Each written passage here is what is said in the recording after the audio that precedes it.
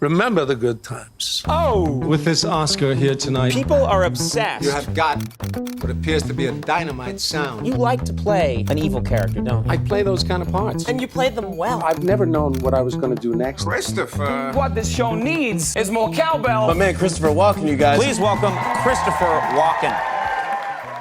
This is quite possibly one of the most recognizable voices in all of Hollywood. He's like a guy that everyone does. So familiar that it seems to be a favorite for impersonation. If you Google the phrase Christopher Walken impersonation, over 100,000 search answers come up. But it's not just his distinctive accent and comedic timing. Just hit menu. On the remote? No, the menu with the Red Lobster. Yes, on the remote. Rather, it's a combination of these things. The culmination of an acting career that has spanned over 70 years. 6 decades later, you're doing another live thing. And I haven't changed one bit. No, you really... Christopher Walken has an incredibly unique cadence. In one place he knew he could hide something, his ass. He delivers lines in a rhythmic, almost unpredictable fashion. You taught me the shuffle, the backdrop. He not only adds pauses at important points to allow the dialogue to settle in, for which each of you will pay me $100 million. but also at points you typically wouldn't expect. You should have accepted my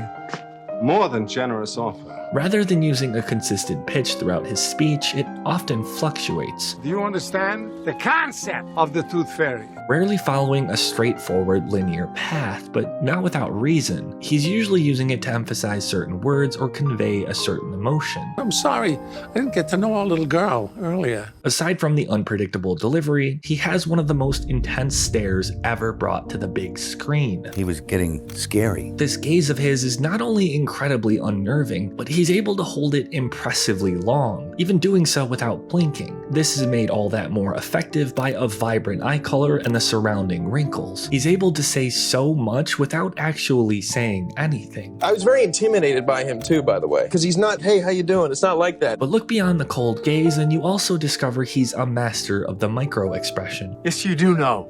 No, I don't know. Walken is often championed for his unique delivery, but it's his subtlety that pairs incredibly well with his tone. Be it a cocked eyebrow or a small head tilt, nothing is ever too animated. A nickel bag gets sold in the park. I want in. These controlled, precise movements can be incredibly captivating. Flames rising out of the flowing gasoline. Actors like Michael Shannon and Anthony Hopkins have a similar aura and use this extensively to better portray their villains. Let me help you now, and I will trust you when it is all over. Though I don't think there's anyone with a stare that can convey trauma quite like that of Walken's. In 1983's The Dead Zone, Walken plays Johnny Smith, a school teacher plagued by psychic visions after getting into a car wreck and spending 5 years in a coma. She saved you. She's alive, Sam. Before the accident, his eyes are warmer, more full of life. After the coma, his expressions grow far more intense. This haunted gaze conveys the immense burden of carrying these psychic abilities. You want to kill your own son?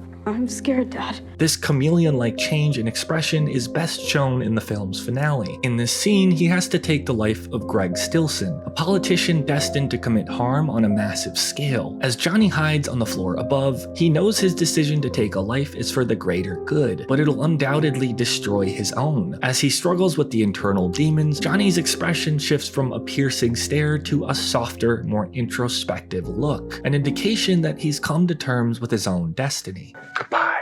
This subtle expression is a common theme among his characters. What we got here is a little game of show and tell. You don't want to show me nothing, but you're telling me everything. In what is arguably his most famous monologue, Walken would pair the cadence and gaze with the character of Captain Coons from Pulp Fiction. Butch, stop watching TV. You've got a special visitor. He begins by introducing himself in what is essentially his normal speaking voice, I was a good friend of your dad's. but once seated, shifts into a more somber tone. This watch I got here. When a line demands sincerity, Walken's voice grows deeper and more gravelly, Great-grandfather gave this watch to Granddad for good luck. better reflecting the weight of the moment. In order to fully build tension, he makes much longer use of the pauses here. This watch. Some for seconds at a time. This watch was on your daddy's wrist when he was shot down. Tarantino opts for a close-up as well as a blurred background to put emphasis on both the dramatic, whisper-like dialogue and Walken's stone-cold yet sincere expression. But as the captain eases into describing how the watch made its way over, 5 long years he wore this watch. Up his ass. His delivery fluctuates, growing higher pitched and almost defensive. You'd be damned if any was gonna put the greasy yellow hands on his boy's birthright, so he hit it. You're slightly jarred by the absurdity of the moment, made all that more impactful by the longer, drawn-out takes. The only time the scene ever cuts is to either the watch or a young Butch. Tarantino knew that Walken would provide all the impact he needed. Now, little man, I give the watch to you. With all of these intense characters and unique deliveries, What was she too crazy then? She showed him it was all right to live again. you're reminded of just how much control this man has over his broad emotional range. I love you. Is that what you want to hear? I love you. This part in 1978's The Deer Hunter is one of the most haunting scenes ever brought to the big screen. Walken plays Nick alongside De Niro's Michael. Don't do it. Both suffer from tremendous PTSD related to the tragedies and inhumanities of the Vietnam War. Put an empty chamber in that gun.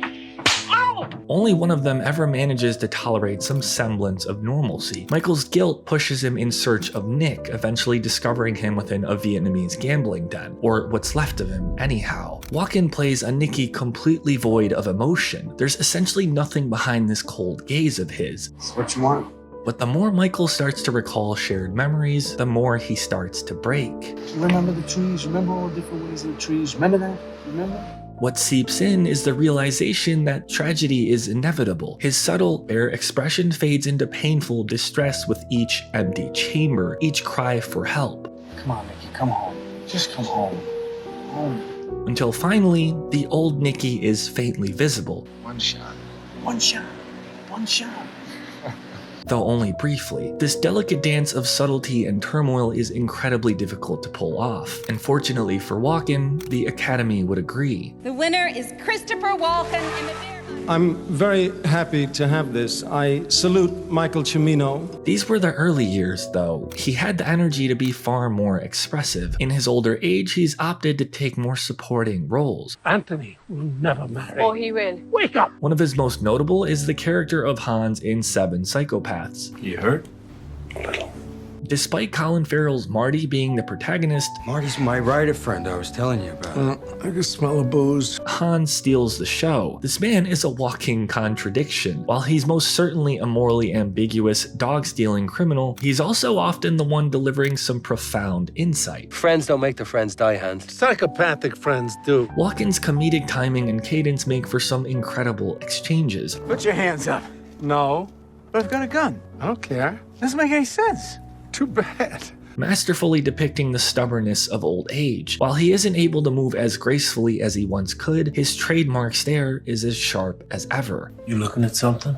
No, nothing. Nowadays, we don't see Christopher Walken nearly as much as we used to. He prefers to spend his golden years completely unplugged. You don't have a cell phone? No, I don't have a computer. I've never sent a text or an email or... And after nearly 55 years of marriage, I think they're beautiful. in the company of a loving wife, A head-turning couple. he's proven time and time again that he's much more than just a distinctive voice. I could be a writer, I could be a painter, I could do a lot of things. I'm happy to be the villain. He's the culmination of 70 years as an actor. I don't have kids, I don't have hobbies, I don't like to travel. I like to go to work. We see you. Maybe it's because of all the things you've done, and maybe it's because you have the ability to laugh at yourself as well as be serious. That you know more about life than the rest of us do. Thank you all